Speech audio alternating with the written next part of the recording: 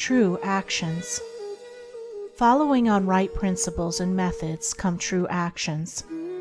One who is striving to grasp true principles and work with sound methods will soon come to perceive that details of conduct cannot be overlooked, that, indeed, those details are fundamentally distinctive or creative, according to their nature, and are of deep significance and comprehensive importance, and this perception and knowledge of the nature and power of passing actions will gradually open and grow within him as an added vision, a new revelation. As he acquires this insight, his progress will be more rapid, his pathway in life more sure, his days more serene and peaceful. In all things, he will go the true and direct way, unswayed and untroubled by the external forces that play around and about him. Not that he will be indifferent to the welfare and happiness of those about him, that is quite another thing, but he will be indifferent to their opinions, to their ignorance, to their ungoverned passions. By true actions, indeed, is meant acting rightly towards others, and the right doer knows that his actions, in accordance with truth, are but for the happiness of those about him, and he will do them even though an occasion may arise when someone near to him may advise or implore him to do otherwise. True actions may easily be distinguished from false by all who wish so to distinguish, in order that they may avoid false action and adopt true. As in the material world, we distinguish things by their form, color, size, etc., choosing those things which we require, and putting by those things which are not useful to us. So in the spiritual world of deeds, we can distinguish between those that are bad and those that are good by their nature, their aim, and their effect, and can choose and adopt those that are good and ignore those that are bad. In all forms of progress, avoidance of the bad always precedes acceptance and knowledge of the good. Just as a child at school learns to do its lessons right by having repeatedly pointed out to it how it has done them wrong, if one does not know what is wrong and how to avoid it, how can he know what is right and how to practice it?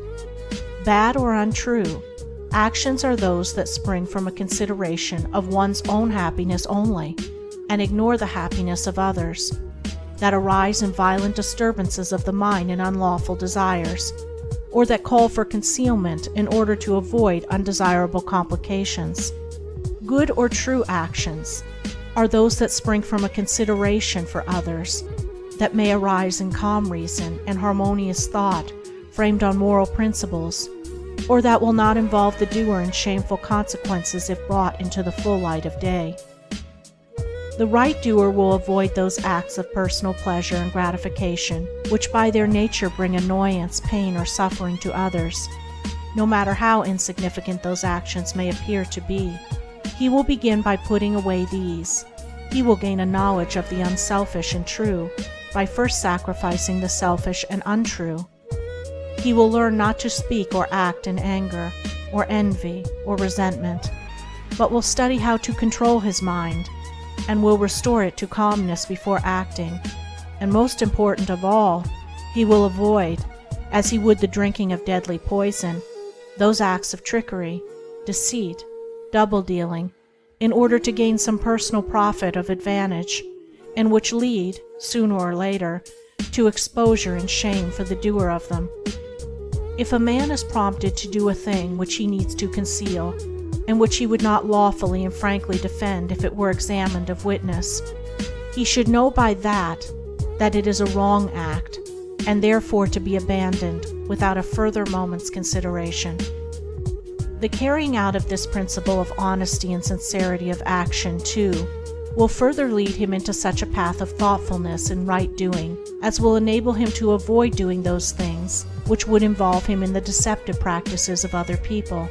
Before signing papers, or entering into verbal or written agreements, or engaging himself to others in any way at their request, particularly if they be strangers, he will first inquire into the nature of the work or undertaking, and so, enlightened, he will know exactly what to do, and will be fully aware of the import of his action. To the right doer, thoughtlessness is a crime. Thousands of actions done with good intent lead to disastrous consequences because they are acts of thoughtlessness. And it is well said that the way to hell is paved with good intentions. The man of true action is, above all things, thoughtful. Be ye therefore wise as serpents and harmless as doves. The term thoughtlessness covers a wide field in the realm of deeds. It is only by increasing in thoughtfulness that a man can come to understand the nature of actions, and can, thereby, acquire the power of always doing that which is right.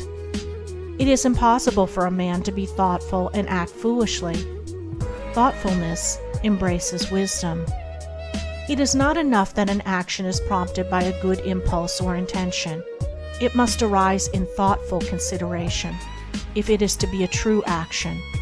And the man who wishes to be permanently happy in himself, and a power for good to others, must concern himself only with true actions.